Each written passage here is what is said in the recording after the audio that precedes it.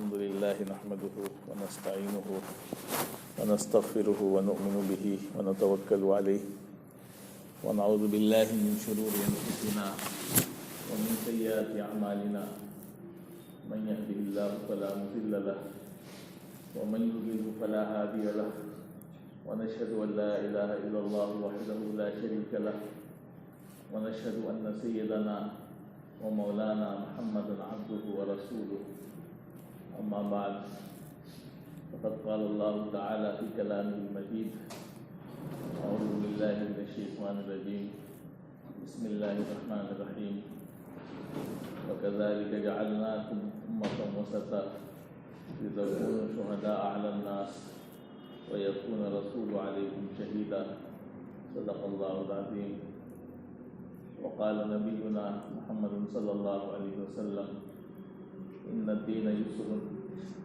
ولن يشاد الدين أحد إلا غلبه فسددوا وقاربوا وأبشروا إلى آخر الحديث. محترم حضرات، اللہ تبارک و تعالیٰ کا بڑا شکر اور احسان ہے کہ اللہ تبارک و تعالیٰ نے ہمیں اور آپ کو جو دین عطا فرمایا ہے وہ دین فطرت ہے، اور ایک ایسا دین ہے جس میں اعتدال ہے، جس میں نہ افراط ہے، نہ تفریط ہے، نہ انتہا پسندی ہے، نہ اس کے اندر غلو ہے. ایک معتدل دین ہے اور جس پر ہر ایک کے لیے عمل کرنا بڑا آسان ہے. اس لیے اللہ نے قرآن میں اس امت کو بھی امت وسط فرمایا ہے. وَكَذَلِكَ جَعَلْنَاكُمْ أُمَّةً وَسَطًا. یہ جو امت ہے یہ معتدل امت ہے، درمیانی امت ہے، اور جو ہمیں اعمال دیے گئے ہیں وہ بھی بڑے اعتدال والے ہیں. اور اللہ تبارک و تعالیٰ جو ہے وہ دین میں یا ہر عمل میں اعتدال کو پسند فرماتا ہے کہ جو بھی کام کیا جائے اس میں اعتدال ہونا چاہیے، توازن ہونا چاہیے، نہ اس کے اندر زیادتی ہو، نہ کمی ہو، نہ افراط ہو، نہ تفریط ہو. یہ پسند ہے. اللہ کے رسول نے فرمایا کہ ان الدین یسر، فرمایا کہ دیکھو دین جو ہے وہ بڑا ہی آسان ہے، اور فرمایا کہ لن یشاد الدین احد الا غلبہ. اگر دین میں کوئی سختی کرے گا، دین کے ساتھ جو ہے زبردستی کرے گا تو دین اس پر غالب آ جائے گا، اور زبردستی کرنے والا اور سختی کرنے والا جو ہے وہ ہار جائے گا. لہٰذا فرمایا کہ فسددوا، سیدھے راستے پر رہو، میانہ روی اختیار کرو، اعتدال کے ساتھ زندگی گزارو، اور بشارت قبول کرو، خوش ہو جاؤ کہ جو اعتدال کی زندگی گزارے گا اس کو اللہ تبارک و تعالیٰ جو ہے منزل مقصود تک پہنچا دے. تو ہمیں زندگی کے ہر شعبے میں اس بات کا خیال رکھنا چاہیے کہ ہماری زندگی میں اعتدال ہونا چاہیے. دین میں بھی جو کام ہو وہ اعتدال کے ساتھ. بہت سی قومیں ایسی گزری ہیں، آپ دیکھیں گے بنی اسرائیل ہیں، یہود ہیں، نصارہ ہیں. ان کے بارے میں قرآن میں بڑے فضائل بیان کیے گئے، ان کی بڑی فضیلت بیان کی گئی. اللہ تبارک و تعالیٰ نے جو ہے ان کی فضیلتوں کو بیان کیا کہ سارے عالم میں، سارے جہان میں ان کو فضیلتیں دی، لیکن انہوں نے دین میں افراط اور تفریط کا عمل کیا. کسی نے جو ہے بہت زیادہ زیادتی کر دی اور کسی نے جو ہے کمی کر دی. یعنی یہ جو یہودی قوم ہے یہ ایسا دین سے دور ہوئے، انہوں نے اتنی کمی پیدا کی کہ یہ پورے طور پر دنیا پہ ٹوٹ پڑے اور دین سے دور ہو گئے. اور یہ جو عیسائی ہیں، نصارہ ہیں، ان کی زندگی دیکھیں گے تو انہوں نے دین میں اتنا تجاوز کیا، اتنا آگے بڑھ گئے، انہوں نے حضرت عیسیٰ علیہ السلام جو اللہ کے نبی تھے ان کو اللہ کا بیٹا بنا دیا، اور اتنا آگے بڑھا دیا ان کی شان میں کہ ان کو خدا کا درجہ دے دیا. یہ اعتدال سے نکل گئے، یہ زیادتی میں یعنی آگے بڑھ گئے، اور انہوں نے جو ہے کمی میں. تو دونوں چیز پسند نہیں ہے. اسی لیے آپ دیکھیں گے سورہ فاتحہ ہم نماز میں پڑھتے ہیں اور اس میں ہم اس بات کی دعا کرتے ہیں، کس چیز کی؟ صراط مستقیم. سیدھا راستہ بار بار بندہ کہتا ہے کہ اہدنا الصراط المستقیم، اور بعد میں کہتا ہے صراط الذین انعمت علیہم۔ سیدھا راستہ کون سا ہے؟ ان لوگوں کا راستہ ہے جس پر تیرا انعام ہوا، وہ اللہ کے نیک بندے جو انبیاء ہیں، شہداء ہیں، اللہ کے نیک بندے ہیں، صدیقین ہیں، ان کا راستہ۔ اور آگے فرمایا کہ غیر المغضوب علیہم ولا الضالین، وہ لوگ جو مغضوب علیہم ہیں یا کہہ لیجیے ہے نا ضالین ہیں، یعنی جو گمراہ لوگ ہیں جن پر اللہ کی لعنتیں ہوئی ہیں، یہ کون لوگ ہیں؟ ان سے مراد یہود اور نصارہ ہیں کہ ان پر اللہ کی لعنتیں ہوئی۔ اور کیوں لعنت ہوئی؟ انہوں نے ایسے اعمال کیے کہ یہ اللہ کی لعنت کے مستحق ہو گئے اپنے اعمال کی وجہ سے، ورنہ یہ بھی اللہ کی کتاب کے ماننے والے، اللہ کے نبی اور رسول کے ماننے والے، یہ بھی ماننے والے ہیں۔ بھائی جو یہودی قوم ہے اس وقت، جو سب سے دنیا کی بدبخت قوم ہے، وہ حضرت موسیٰ کے ماننے والے ہیں۔ ان کی قوم ہے جو اسرائیل ہے اس وقت دنیا میں، جہاں پر سب سے زیادہ یہودی رہتے ہیں، ایک ان کی آبادی قائم کی گئی۔ تو یہ لوگ ہیں، لیکن یہ بھی تو نبی کے ماننے والے ہیں، یہ بھی تو تورات کے ماننے والے ہیں۔ اسی طرح سے عیسائی ہیں جو حضرت عیسیٰ علیہ السلام کے ماننے والے ہیں، اور ان کے مطابق اس وقت دنیا میں سب سے زیادہ تعداد یہ اپنی بتاتے ہیں کہ سب سے زیادہ تعداد دنیا میں عیسائیوں کی ہے۔ تو اس لحاظ سے یہ بھی ایک نبی کے ماننے والے ہیں حضرت عیسیٰ کے، لیکن کیوں گمراہ ہو گئے؟ اسی لیے گمراہ ہو گئے کہ انہوں نے اعتدال کی راہ کو چھوڑ دیا، حضرت عیسیٰ کو نبی کے درجے سے اٹھا کر کے اللہ کے بیٹے کا درجہ دے دیا، خدائی کا درجہ دے دیا، تو گمراہ ہو گئے، شرک ہو گیا۔ اب اگر جو ایمان والے ہیں، ہم مسلمان ہیں، تو ہمیں جو تعلیم دی گئی ہے، ہمیں بھی اعتدال کی ہی تعلیم دی گئی کہ ہم اگر دین کے اندر یا عقیدے کے اندر اس سے آگے بڑھ جائیں جو اللہ کے نبی ہمیں سکھا کر کے گئے ہیں، جو صحابہ نے عمل کر کے دکھایا ہے، تو ہم بھی گمراہ ہو جائیں، ہم بھی شرک کرنے والے اور حد سے تجاوز کرنے والے ہو جائیں گے۔ تو پتہ چلا کہ ہم اپنے آپ کو مسلمان سمجھ رہے ہوں گے، نماز بھی پڑھ رہے ہوں گے، روزہ بھی رکھ رہے ہوں گے، لیکن اپنے ایک ایسے عمل کی وجہ سے جو حد سے زیادہ بڑھا دیا، جیسے اللہ کے وسلم کا جو مقام ہے وہ نبی کا مقام ہے، اور نبی نبی ہی رہے گا، خدا خدا رہے گا۔ اگر کوئی نبی کو خدا کا درجہ دے دے تو یہ شرک ہو جائے، اور پھر اس معاملے میں تو اللہ کے یہاں کوئی گنجائش نہیں۔ تو یہ موٹی موٹی چیزیں ہیں کہ دین میں جو ہے بڑا اعتدال ہے۔ اب کچھ لوگ ادھر بھی بڑے تجاوز کر جاتے ہیں کہ وہ جو ہے اللہ کے نبی صلی اللہ علیہ وسلم کے مقام کو کبھی اتنا نیچے لے آتے ہیں کہ وہ یہ کہہ دیتے ہیں کہ بشر ہیں۔ اب بشر کا مطلب کیا ہے وہ سمجھتے نہیں، تو اب یہ بھی نہیں کہ ہمارے جیسے بشر ہیں، بشر تو ہیں لیکن ان کا جو مقام ہے تو وہ بشر بھی ہیں لیکن ما فوق البشر بھی ہیں، ان کا درجہ جو ہے اب ہمارے جیسے کہہ دیں، ہمارے جیسے نہیں، ہاں بحیثیت انسان ہونے کے وہ بشر ہیں۔ اللہ نے ان کو جو ہے ایک ماں کے پیٹ سے پیدا کیا، ایک باپ تھے، دادا تھے، چچا تھے، لیکن ان کا جو درجہ ہے اس درجے کو کوئی بشر نہیں پہنچ سکتا، کوئی وہاں تک نہیں پہنچ سکتا ہے۔ تو اس درجے کا بھی خیال رکھنا ہے، اور آپ کی محبت میں اور آپ کی عقیدت میں اتنا تجاوز بھی نہیں کرنا ہے کہ آپ کو خدا کا درجہ دے دے، یہ بھی چیز ہے، اعتدال برتنا ہے۔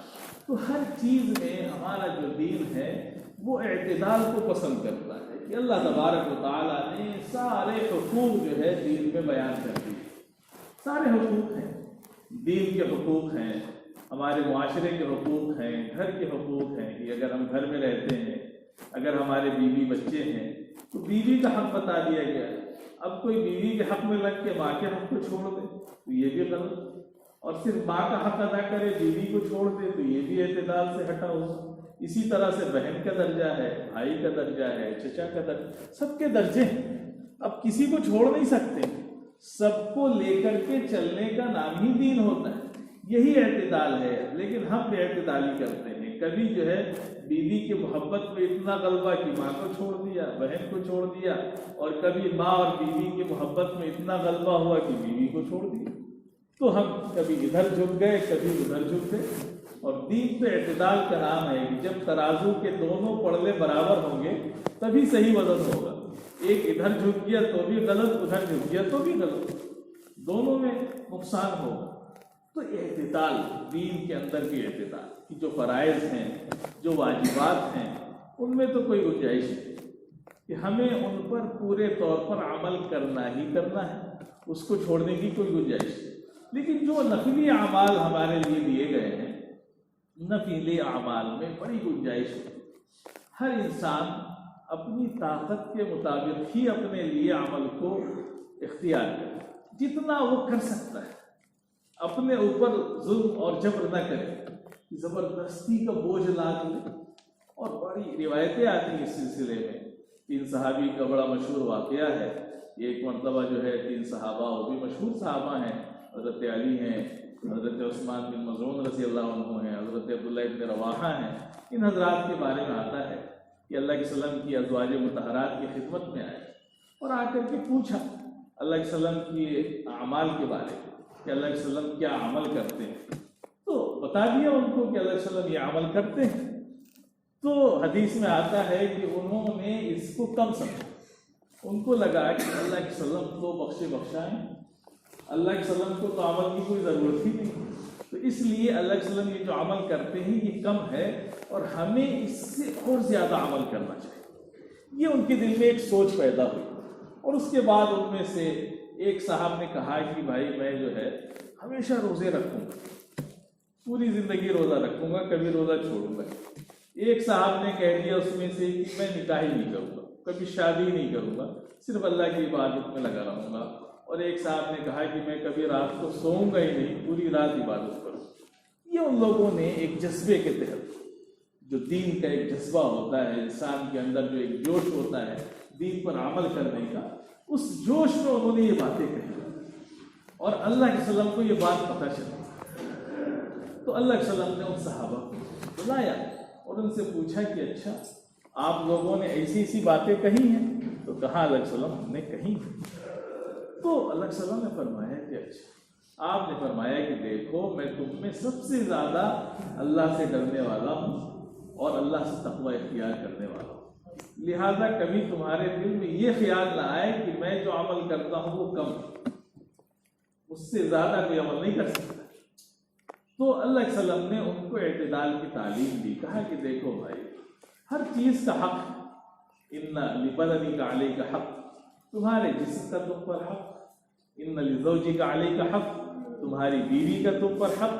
ان لعینک علیک حق، تمہاری آنکھوں کا تمہارے اوپر حق. ان لزوجک علیک حق، تمہارے مہمانوں کا تم پر حق. سارے حقوق ہیں اور ان حقوق کو ادا کرنے کا نام ہی دین ہے. اب انسان یہ کہے کہ نہیں ہم تو صرف عبادت کریں گے اور گھر والوں کے حقوق سے بے پرواہ ہو جائے کہ جو اس پر حق ہے کمانے کا، حلال کما کر کے کھلانے کا، اس حق کو چھوڑ کر کے صرف عبادت میں لگا رہے، تو یہ بھی دین سے نکل گیا، یہ بھی ہٹ گیا اعتدال سے.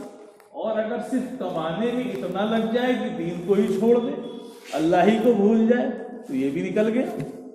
تو دین تو اعتدال کے ساتھ زندگی گزارنے کا نام ہے کہ ہمیں دین پر بھی چلنا ہے اور ساتھ ساتھ سارے حقوق بھی ادا کرنے ہیں، کہ ہمیں حلال کمانے کی بھی فکر کرنی ہے. اور جو اللہ نے حق رکھا ہے کہ بھائی اذان ہو گئی تو نماز بھی پڑھنی ہے ہمیں، رمضان کا مہینہ آ گیا تو روزے بھی نہیں چھوڑنے ہیں ہمیں، یہ بھی ایک عمل کرنا ہے.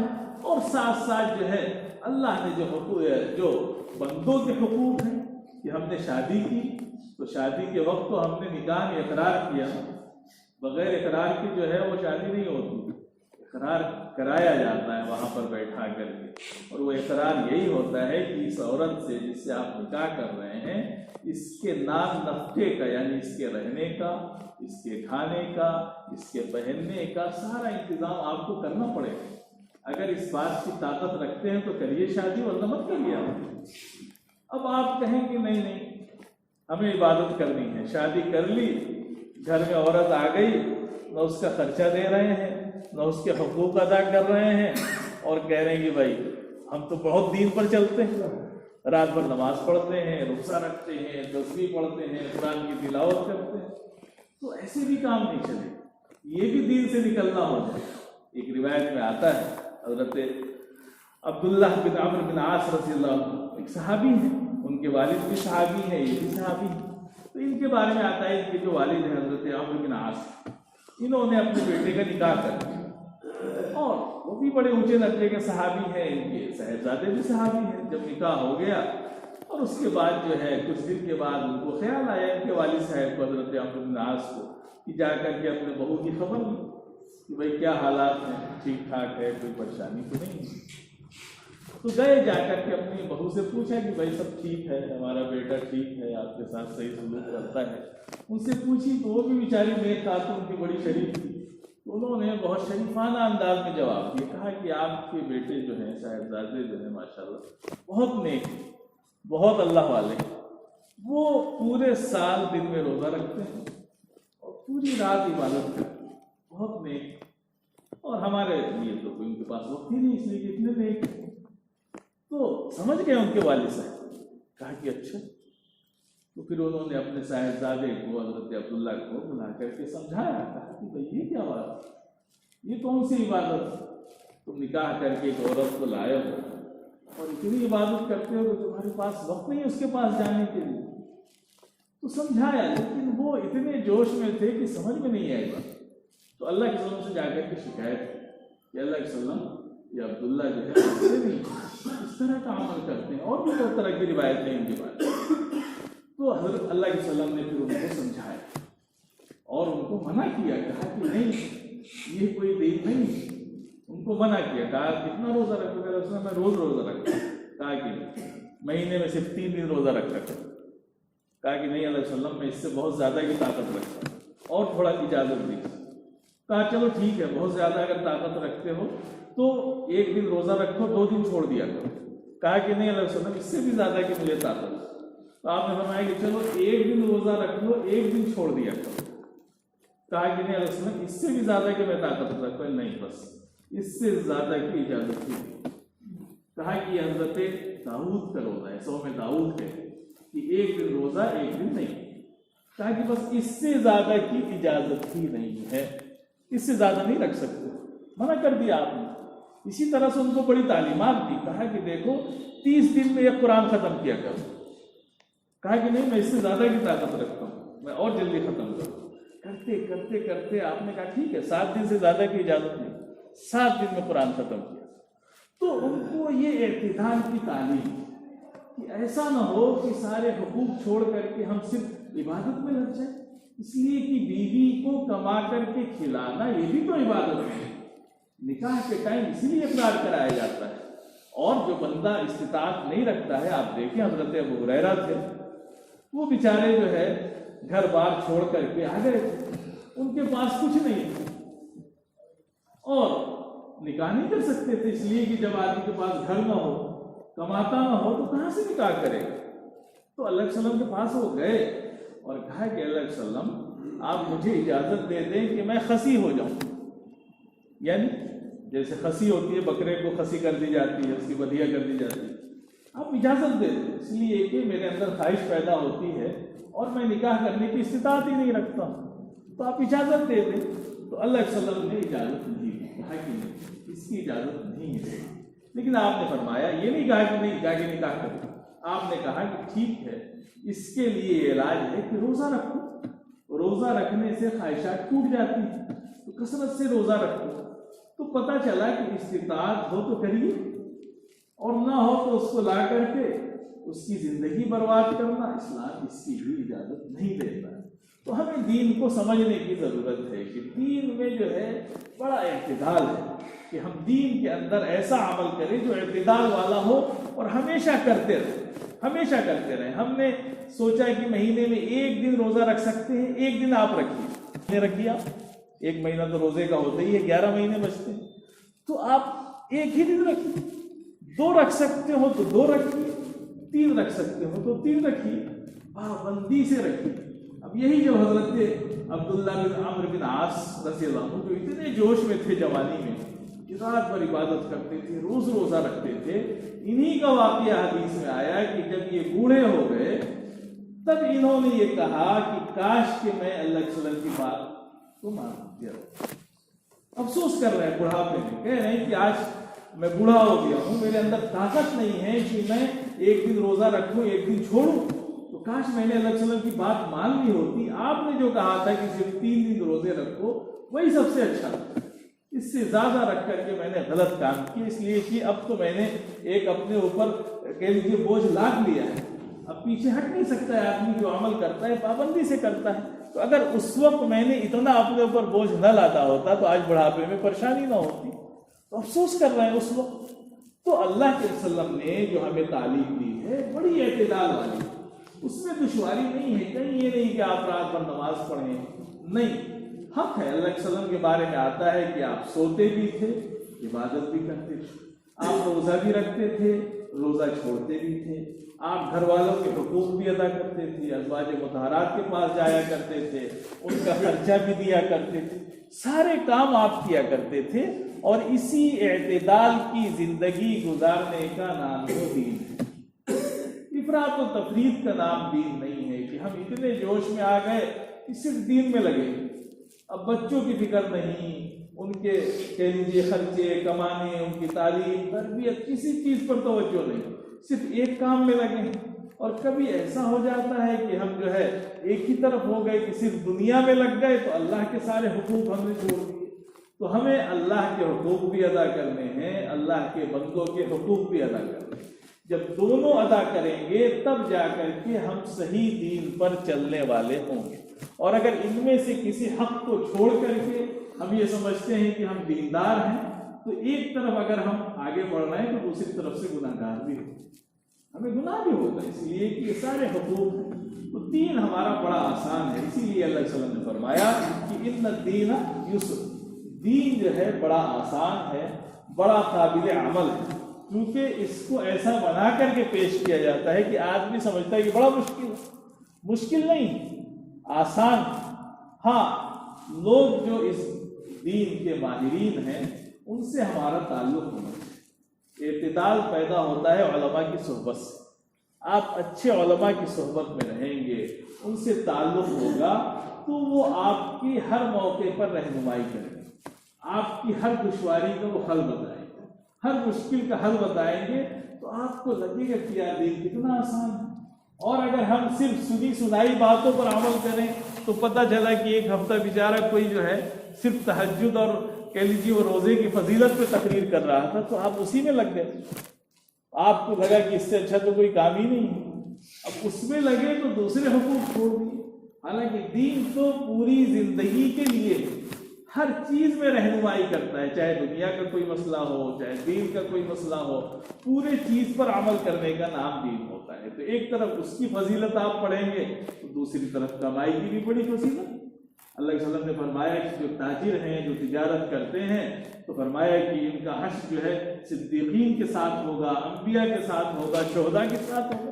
تو اب کہیں کہ بھئی تاجروں کا تعلق کہاں انبیاء اور صدیقین سے ہوگی؟ ہے، حدیث میں فرمایا اللہ کے وسلم نے۔ تو دین کو ہمیں سمجھنا ہے کہ دین میں ہمارے بڑا اعتدال ہے، ہمارا دین بڑا آسان ہے، ہر ایمان والا اس پر آسانی سے عمل کر سکتا ہے۔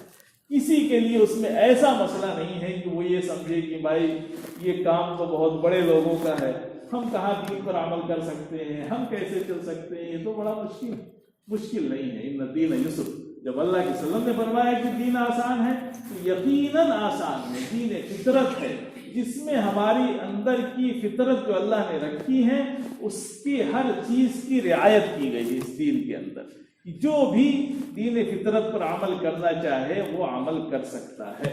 تو ہمیں اس بات کی کوشش کرنی ہے کہ ہمیں اعتدال کی زندگی گزارنی ہے، نہ ہمیں دنیا کو چھوڑ کر کے عیسائیوں کی طرح ہو جانا ہے کہ رہبانیت اختیار کر لیں، نہ شادی کریں، نہ بیوی بچوں سے تعلق ہو، نہ دنیا سے مطلب ہو، رہبانیت بھی اختیار نہیں کرنی ہے، اور ہمیں یہودیوں کی طرح بھی نہیں بننا ہے کہ صرف دنیا میں لگ جانا ہے اور آخرت کو بھول جانا ہے، اللہ کو بھول جانا ہے، نہیں، ہمیں اعتدال کی راہ اختیار کرنی ہے، اور اسی کا نام صحیح دین ہے۔ اللہ تبارک و تعالی ہم سب کو اس پر عمل کرنے کی توفیق عطا فرمائے۔